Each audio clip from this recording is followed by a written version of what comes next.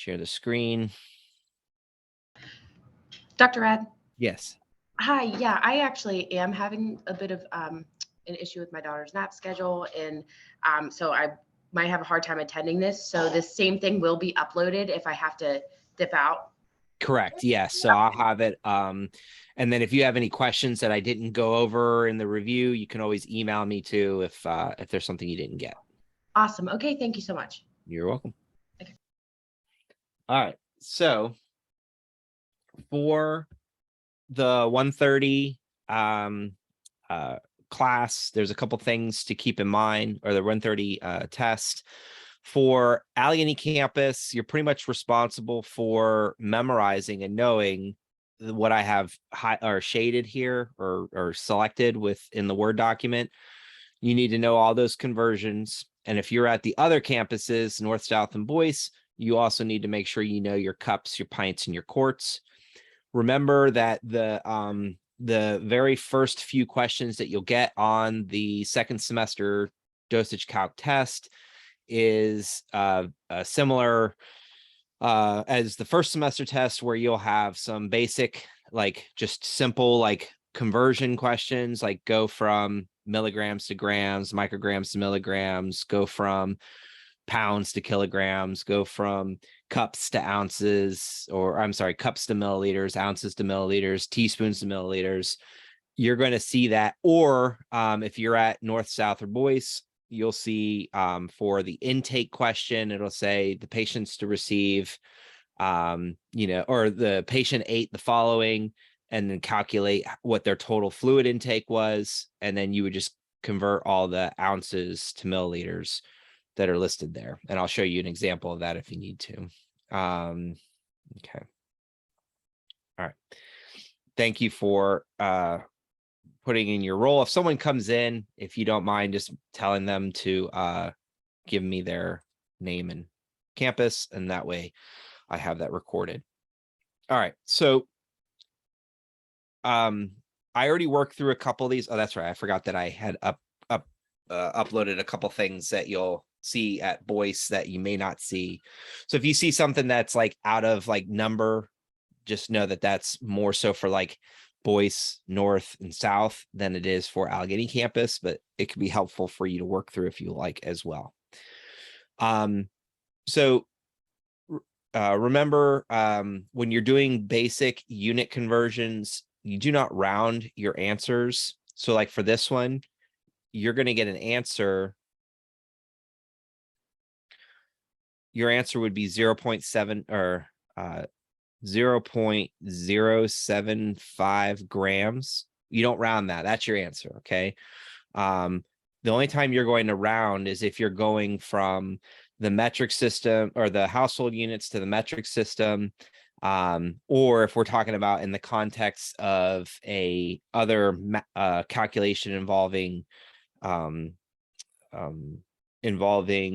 labels with an actual medication. But if we're just doing simple conversions, particularly if we're going metric to metric, do not round your answers. Like for this one, 0.125.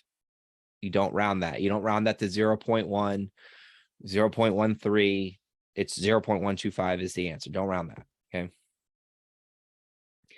For those of you at North, Boyce, South, you're probably going to have to do this where you're going to calculate the intake. They're going to give you a meal. They're going to tell you things like each, like a glass. If it tells you a glass, like a glass of orange juice is 8 ounces. I do not think that you're going to get asked to calculate a quarter glass, maybe a half, but I wrote that on there. I even, at one example, I did like 2/3 pint. It was just to add a little extra, challenge, just to make sure you can kind of set it up. But if you're not doing that, as long as you can do a half of 8, you should be fine. And then it's just a matter of converting ounces to milliliters. Okay. So I'm kind of going through these quickly because the thing that's going to be most challenging for you is, at least in my opinion, is the new stuff, which is the flow rate questions. So that's what I'm trying to get to. You should have seen this last semester too. This is mainly for Allegheny campus. this question with the fluid replacement. So the other campuses other than Allegheny have the fluid intake calculation. This is the this question, or this class is, or this question is more so geared towards Allegheny campus. And like I said, you should have seen it last semester, but basically you're taking the actual output of, what the patient actually voided, 500 milliliters, dividing by what the expected output was, which is 125 milliliters, times the replacement volume, which is 40 milliliters. And that's kind of like a makeshift equation or way to solve this this particular question. Now, this might be written in a couple different ways. It may say a patient, after 4 hours, patient voided a total of 500 milliliters. You are to replace with 40 milliliters of water via PEG tubing every 4 hours for every 125 milliliters lost, or every 125 milliliters urine output. It might be rearranged. So you just got to make sure and can differentiate what was actually lost, and that'll tell you they actually lost this, and then their hypothetical or their theoretical loss, and then the replacement volume. It's usually spelled out pretty straightforward for you, but if not, just look at those questions and see some practice. Okay, let me get into the flow rate questions, because that's the ones that typically are going to drive you nuts. All right, what I'm going to do is I'm going to go ahead and just delete what I previously worked through, and we'll work through it fresh.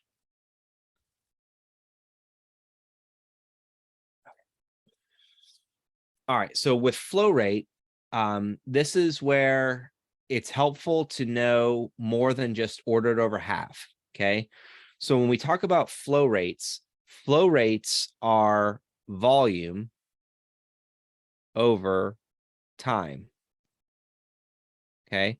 And then in particular, if we're talking about an infusion rate, we're talking about milliliters per hour.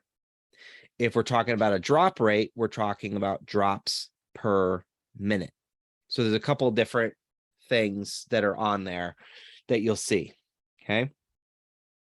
So the first thing I'm going to utilize, I always like to add this. So, and I also say each of these review sessions, even though the content is pretty much the same, sometimes the approach, sometimes the way it's said, or the way that somebody asked something earlier kind of triggers me to think in a different way than I had maybe previously said something. So there's value in watching the review sessions, both of them. If you can't attend both, you can kind of certainly skim through. And then I have been trying to include the what's it called, the captions. That way you can kind of see where certain things are at certain times. I don't know how good it is, but I'm trying.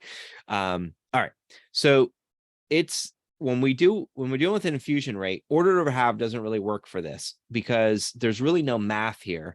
And this is actually what causes a lot of nursing students to miss this type of question.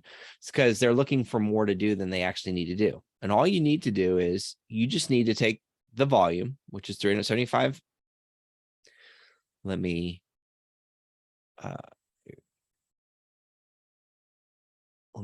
wake up here. It's 375 milliliters. And so that's volume over time, 3 hours. Okay. So that is your volume over time. Okay. So we're not doing any kind of math. All we're going to technically do with this is reduce it. So 3 goes into 375, 125 times. So we're going to write 125 milliliter per hour. And that's my answer.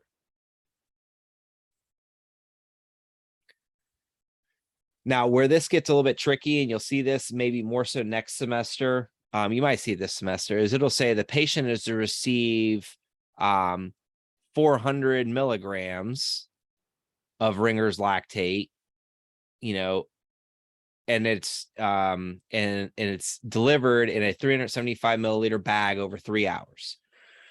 We don't care about the strength when we're calculating flow rate. Okay. I always use the analogy, if you have a red car and a blue car, all you and we're wondering how fast they're going. We don't care that they're red or they're blue. We just, I mean, maybe for identifying, as far as medication, we make sure the patient's receiving the correct medication, obviously. But as far as calculating the infusion rate, I just care about the volume that I have and the time in which I have to infuse it. So that's why it doesn't matter. So you might see questions where it says, like, I think one question is like solumedrol. It's 250 milligrams solumedrol to infuse. You have 250 milliliters over 45 minutes or whatever the case may be.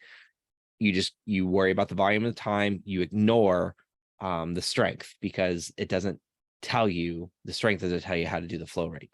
Anyways.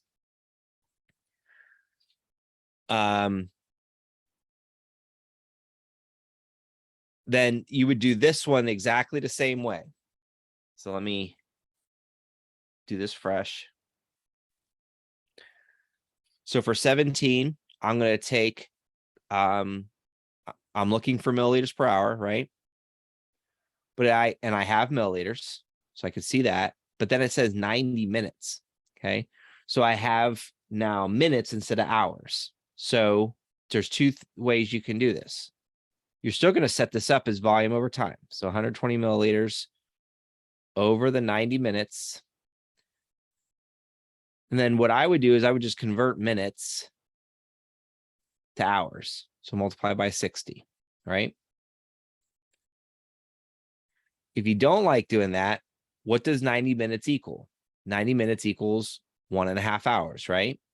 So I could also say 120 milliliters, 1.5 hour, and then just reduce it. So 120 divided by 1.5.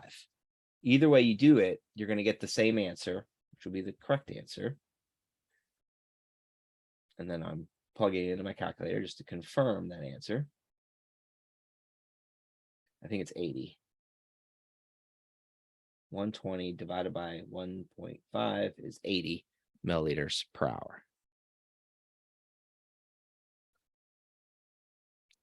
Now at Boyce and North and South, it might not tell you to calculate milliliters per hour. You just need to know that when we're talking about flow rates is in milliliters per hour. The only other type of rate that you might have to calculate is drop rate. And there's some additional information that would be given to you if we were going to be calculating drop rate. So let's take a look at that. So if I go up here, I am going to have a question that is involving drop rate and drops. I'll explain all that in just a minute. Okay. All right. So if they want you to calculate drop rate, they're going to ask, they might just ask, what is the flow rate? You need to know it's in drops per minute. So there's another formula that's helpful for solving drop rate and when you're doing drop-based problems, and that is your flow rate times your drop factor, and that will equal your drop rate. Typically your drop rate, or actually your drop rate is not typically, your drop rate is in drops per minute. Your drop factor is drops per milliliter. And your flow rate might be milliliters per hour or milliliters per minute. It just depends on how it's written. Since we know that the drop rate is drops per minute, if they give you the flow rate in milliliters per minute, leave it alone. Don't convert minutes to hours and then back to minutes. And if they give it to you in hours, just convert it to minutes.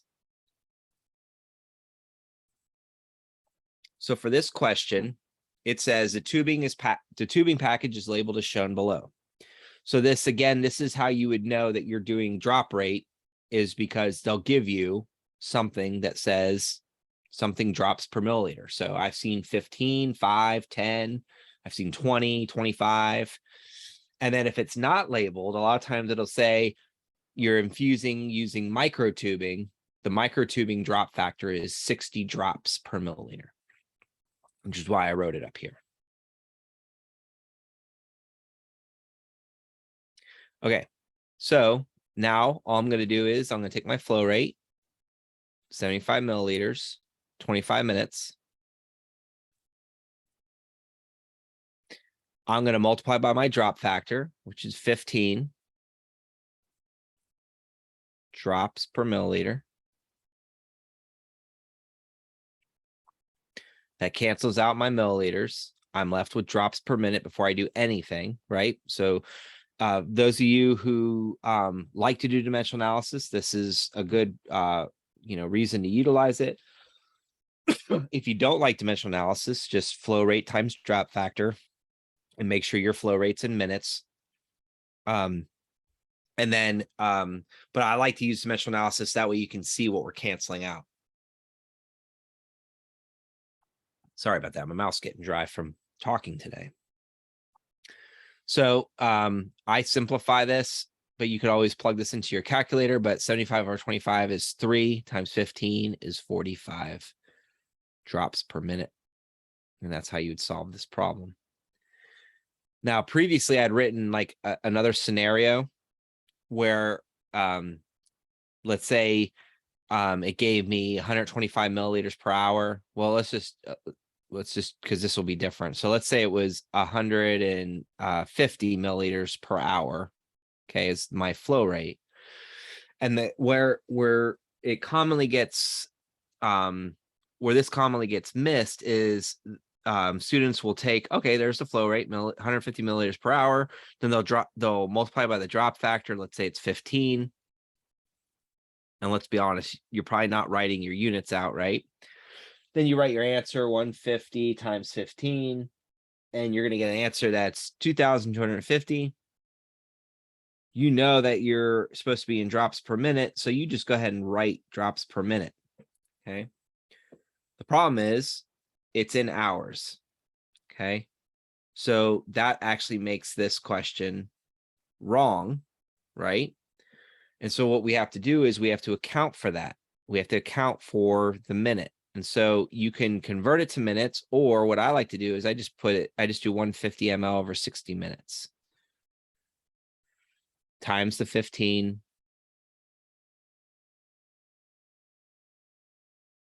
So you may hate doing what I'm doing here, like the dimensional analysis, but it helps to kind of organize the problem if you ever get stuck. Okay. If you're not getting stuck on these and you're getting them right all the time, then you're doing it right. I'm not here to tell you not to do that. Now, when I do this, I actually get an answer of 37.5. What should I do with that answer? Round it. Good. Yeah. So we should round it because we can't give somebody a decimal drop, right? So I'm going to give them 38 drops per minute.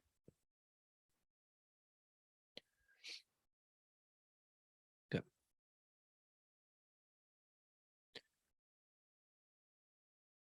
All right. And then the other question that's just like that, it's just this one here. It's another infusion rate, drop rate question. Again, if you're at North, Boy, South, you might see it. It'll ask you to calculate the flow rate or the infusion rate. Sometimes it'll just say drop rate and they don't mean drops per minute because they'll use that term drop rate or drip rate to refer to heparin, but heparin usually is infusing milliliters per hour as well. So it just depends on the clue is it'll give you the drop factor either in a label or it'll tell you microtubing or to be written in the context of the question, just in case you're wondering like, well, what would this look like? Now, hopefully I've discussed how it would look. Okay. So for this question, you could see I did a couple things, but let me just go ahead and rework it just for practice purposes.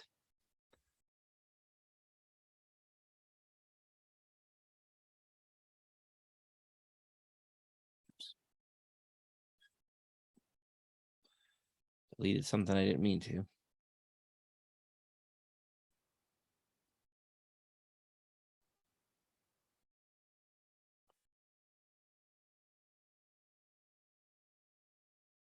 Almost done. Okay. So for this question, first of all, the drop factor is down here. So it's 10, and it tells you 10 drops per milliliter. So that's, I'll just go ahead and write that so we know it. So 10 drops per milliliter. This is not the answer to the question. That's just the drop factor that's pictured down below. And again, you can see it down here, 10 drops per milliliter.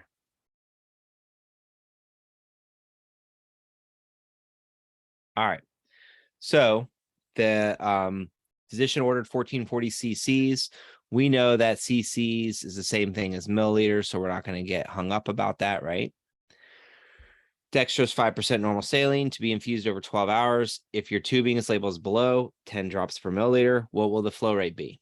Okay, so we're going to take our flow rate, which is the 1440 milliliters per 12 hours.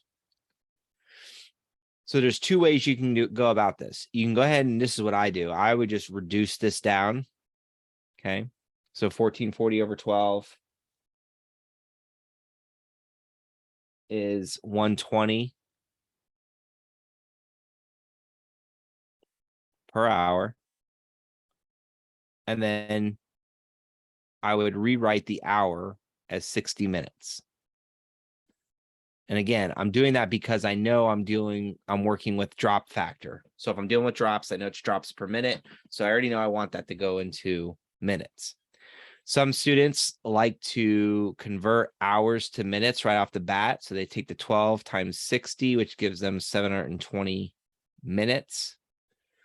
And then you would just take the 1440 milliliters over the 720 minutes. And then you can continue on with the problem. So either way you see that you want to do that, it's perfectly fine. Okay. Once I have the flow rate in milliliters per minute, now I'm just going to multiply by the drop factor. So 10 or 10.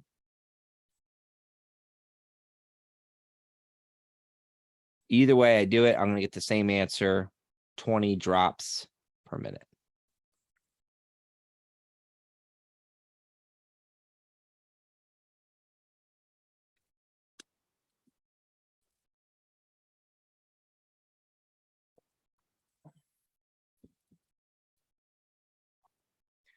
All right.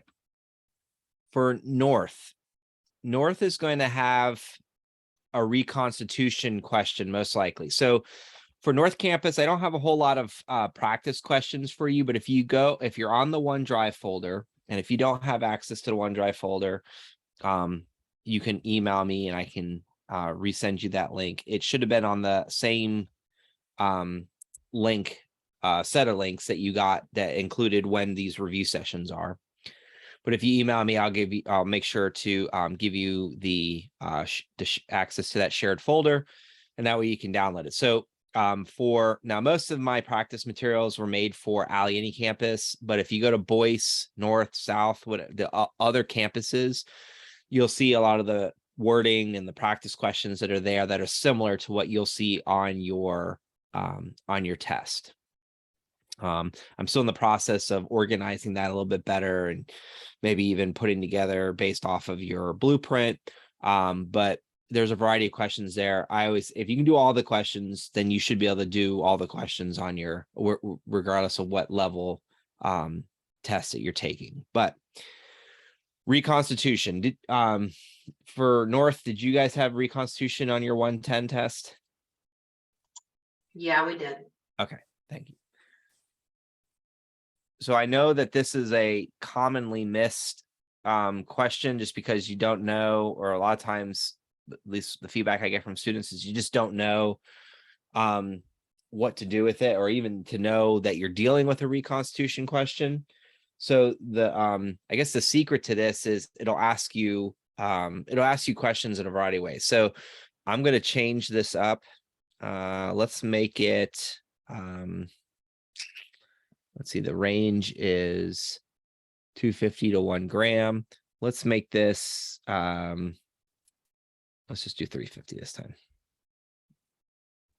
I don't like that. Let's do 465. There we go. All right. So so a couple things to know. So first of all, you'll see, and for those of you at Allegheny campus, this is kind of what North Campus sees, Bowie South, is they'll see a question like this. It'll say to shade the syringe, and it'll say how much medication will the patient receive in one dose. It doesn't tell them how it's delivered and what they're looking for. At Allegheny campus, we usually tell you, calculate the milliliters per hour, drops per minute. You're usually told that specifically, but at the other campuses, you need to know, and I would argue that Allegheny campus, you need to know that as well, because when you get to the NCLEX, and then even some of the ATI practice problems and ATI work, they're probably not always going to give you that information. So you need to know how to get it or what you're looking for. So a couple things that tell you what you're looking for. So intramuscular means we are delivering the medication into the muscle, right? So I don't know about you, but I know that you can't take a capsule or tablet and push it into the muscle, nor can you crush it up, put it into a syringe and push it into the muscle, right? So we know that we're going to have a liquid, and liquids are measured in milliliters, right? The other little secret here is look at your syringe. What is your syringe labeled in? Syringe is labeled in milliliters. Okay, so what are we looking for? We're looking for milliliters. Now, how do we know it's reconstitution? It doesn't just come right out and say, this is a reconstitution. If we're looking for milliliters, and then when we look at our label and the label just says 1 gram, okay, that's another indication that we're dealing with a reconstitution. A suspension is already a liquid, right? So it would say something like 125 milligrams per 5 ml.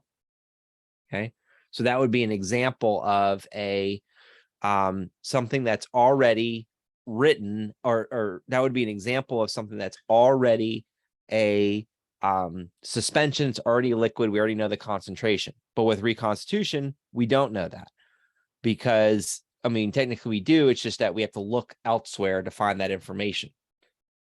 So once you know you're dealing with a reconstitution, now you have to look at the directions. The directions tell you a couple things. They tell you for intramuscular use, which is what we're doing, right? Intramuscular, you're going to add 2.5 milliliters sterile water. Okay. Now, most students want to do something with that 2.5 milliliters. For purposes associated with the math associated with this, we're not going to use that number. That just tells you or the pharmacy how much sterile water to add to the powder. What I really want to know is, what is the total volume? The total volume is approximately 3 milliliters. But I don't necessarily want to use that information if I don't need to. What I'm looking for is what's written right here. This is the concentration of the reconstitution. Once we add the 2.5 milliliter sterile water, it's going to get me to a strength of 330 milligrams per milliliter. This is the only thing I need to look at in order to solve these types of questions. So what do? I take my order. I divide it by my available, and I multiply by the quantity. Okay. 465 divided by 330 gives me 1.409. So we're just going to round that to 1.4 milliliters. If for some reason they didn't give you the 330 milligrams per milliliter, then you would want to use the 3 milliliter total. You would want to take the 1 gram, convert that to milligrams per 3 ml, and then just reduce that number. And that actually comes out to like 333.3 milligrams per milliliter. So that would be the strength if they didn't give it to you. Okay. So if you ever get stuck, or if you see, and I haven't really seen too many of these reconstitutions where you have to figure it out, Okay. And let's just be honest. The reason they don't do that is because there's legalities surrounding that, right? They don't want the pharmacy or you guessing at how much you're administering to the patient, because then you get implicated in the lawsuit, they get implicated in the lawsuit because it didn't clearly indicate on the directions, and anyways, that's just one, that's at least what I think is why they do some of these things, just to kind of cover all bases, to make sure, like, nurse A gave the patient 10 milliliters and nurse B gave the patient 2 milliliters. Which one was right? And technically, based off of this information, they're both wrong, because it should have only been 1.4 milliliters.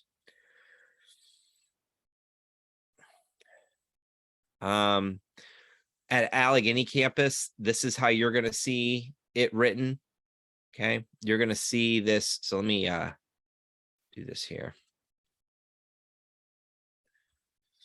You're going to see a question that looks like this. It'll be like a Pfizer pen. It'll be, this is technically a reconstitution. So if you do a Google search, Google image search for Pfizer pen label, you'll see the label, and I'll have a whole bunch of different concentrations listed there. And it'll also say, like, on the side, it'll give you all these like milliliters of diluent added. Most of the time, students want to try and incorporate that. Again, that just tells you what to do. It tells you to add that sterile water to the powder that's in there. And then this is what you're looking for. Notice that these are each units per milliliter. Okay. These are each units per milliliter. Each one of these units per milliliter. I'll just write that here as well. Each one of these is units per milliliter. It's supposed to be units. Okay. So all I'm going to do is, it tells me to choose the strongest concentration. That's the weakest. That's the mid. This is the strongest right here. Okay. And then I just take my 750,000 units over my 1 million units, and then I get an answer of 0.75 milliliters. There are syringes that will go down even into the thousandths place. So oftentimes when students ask me about like rounding rules and things like that, you basically are rounding based off of what equipment you have. If you have something that goes all the way down to, the micro liter, then technically you can get it down to that point. Most of the things that I've seen, and I think most of the things that you've seen, are in the hundredths or the tenths or the hundredths range as far as milliliters are concerned.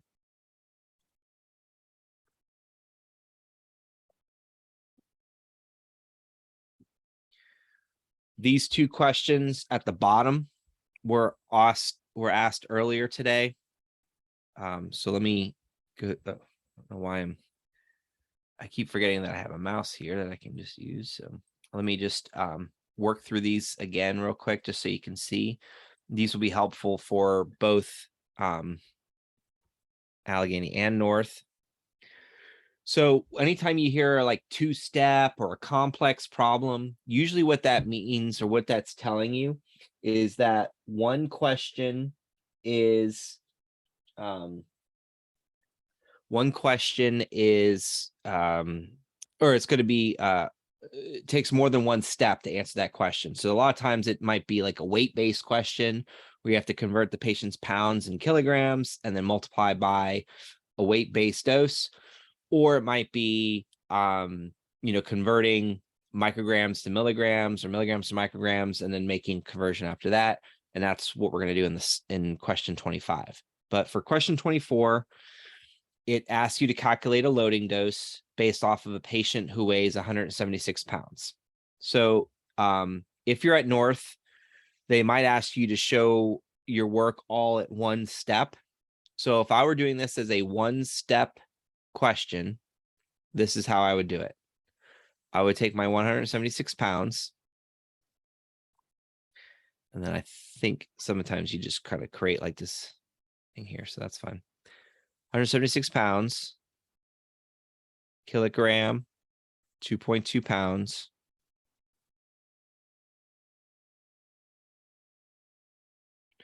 and then 15 milligrams per kilogram. and then you just solve that. I made my line a little bit too long. Okay. So this might be how they want you to show your work at North. And then I'll show you how I would do it for Allegheny campus. But basically what I'm going to do is I'm going to take my 176 times 15.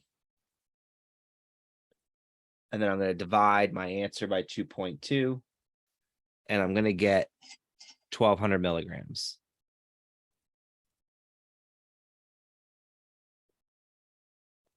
Yes. And then, so somebody just asked if I could review 23. You know how to do 23. You're just going to calculate the milliliters of one, milliliters the other, and add them together. The key might be wrong, but I will go through it. But if you're waiting for me, you should be able to get an answer just by doing what you already know how to do, right? Calculating the milliliters, add the two answers together, and then that's what you're doing. Anyways, I will go through that. All right, so this is how I would do it if you're being told to do it as like one long conversion. But notice there's two steps, right? Step one, step two.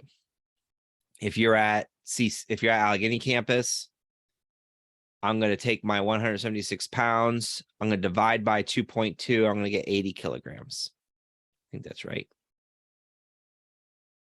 Let me just double check. Yeah, 80. Then I'm just going to multiply by 15. And I'm going to get the same answer, 1200 milligrams. Okay. So either way you do it, you get the same answer. I like to chop it up just because I always like to say, okay, patient's weight, and then now put it into the formula or put it into the equation or solve for the weight-based calculation. If it's next or in third and fourth semester, you'll do a heparin protocol, or you'll do a little bit more weight-based calculations. And then sometimes they can become really long. And so sometimes it's helpful just to go ahead and do it and simplify it. At least that's in my mind, simplify it by converting first and then doing the rest of the equation second. But however you put it together is fine, as long as you're getting the right answer, you're doing it correctly. All right, B, or I'm sorry, B, because it says hepatitis B. So if 25, it says the patient or the physician prescribes 500 micrograms, okay, of encentavir per day via NG, so nasogastric tube, for a patient with chronic hep B virus infection. The oral solution contains, and this are available, right? 0.5 milligrams per milliliter, 0.05 milligrams per milliliter. How many milliliters of this antiviral would you administer? So the trick to this question is you need to know that you need to convert micrograms to milligrams or milligrams to micrograms. Now, earlier I did it. I did micrograms to milligrams. I'm going to do the reverse. I'm going to convert milligrams to micrograms. Okay. So my order is 500 micrograms. And you can actually do order over half for this. What I'm going to do is I'm going to convert milligrams to micrograms, and I'm just going to move my decimal over 3. 1, 2, 3. So this is actually going to equal 50 micrograms, and it's still per milliliter. So I have my 500 micrograms divided by my 50 micrograms. I'm just doing an order over half times my milliliter, and I'm going to get an answer of 10 milliliters. If you had done this the other way, if you had converted the micrograms to milligrams, I would just move my decimal 3 to the left. So 1, 2, 3. So I would have had 0.5 milligrams divided by 0.05 milligrams times milliliter, and I'd still get the same answer, 10 milliliters. No matter how you dice it, you get the same answer. It's just the important thing is to remember, this would be considered a complex question. Keep in mind that you need to convert, and they need to be the same units. So they're micrograms over micrograms or milligrams over milligrams.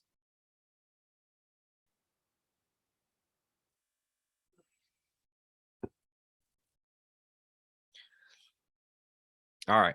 For 23, like I said, you've done this before. It's just that you did it as a single question, right? So you've done converting milligrams to milliliters. You've done that quite a few times. Again, if you are at if you're at North, most likely this question is going to include everything but the milliliters. It'll say, what is the total volume of the medication for injection? It won't tell you that it's milliliters, but you'll know it's milliliters based off of context and clues, right? Intramuscular tells you it's milliliters. When you look at the strengths of the medications, it's 50 milligrams per milliliter, 75 milligrams per milliliter. Okay, so it tells you that information. Okay. So now all I'm going to do is I'm going to find out what each milliliter is given my orders. So my orders are 60 milligrams Visceral, 85 milligrams Mepridine. So Visceral, I'm just going to do ordered over half. So 60 milligrams over 50 milligrams. And then I'm going to get, so 60 divided by 50, I think it's 1.2. And then my Visceral is 85 milligrams over 75 milligrams times 1 mil.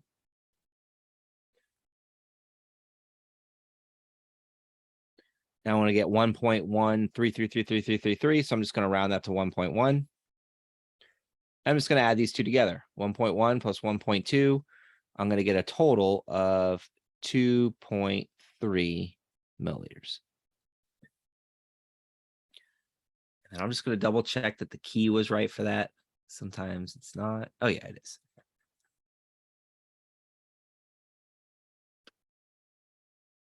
All right. So those are the main things that I want to go over. I know I went through them quickly, but you also know that this is recorded, so you can go back and you can pause, rewind. You can watch it in slow-mo and hear me sound really, really even slower than I already speak. But if you have another question, just put it in the chat or unmute and let me know. I'm happy to go over it.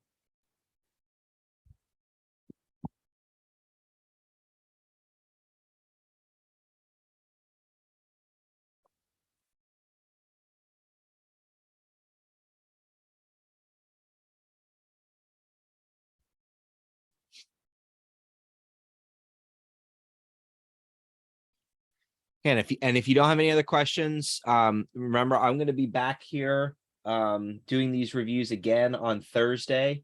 So Thursday for Nursing 130, I'll be here at noon, and I'll be here at 3:45. So I don't know about that's a good question, Tina. I don't know about macro tubing. I know that micro tubing is 60 drops per milliliter, 60. I don't know if there's a difference between macro tubing and micro tubing though. I think there is. Our teacher told us at the end of the semester, and I don't know what I did with the paper. Okay. Let me see if I can look that up real quick, because I might be able to. And that's like the nice thing about Google, right? We can just type in macro tubing. I love Google. And then drop factor. Yeah, it's the first thing that showed up, probably because I looked at it. Oh, okay, so macro drip tubing includes tubing with drop factors of 10, 15, or 20 drops per milliliter. Okay, so then what she said was they will give us that. Okay. Yeah, so you'll have to be given the macro tubing, but micro tubing is 60. Okay. Yeah. All right, thanks. Yeah, you're welcome. Good question. All right. Well, like I said, I'll have this posted and available for you. Like I said, either later this evening or most likely tomorrow. It'll be on the YouTube page. And if you have any questions between now and when you have your exam, again, you can email me. And if I don't see you, good luck.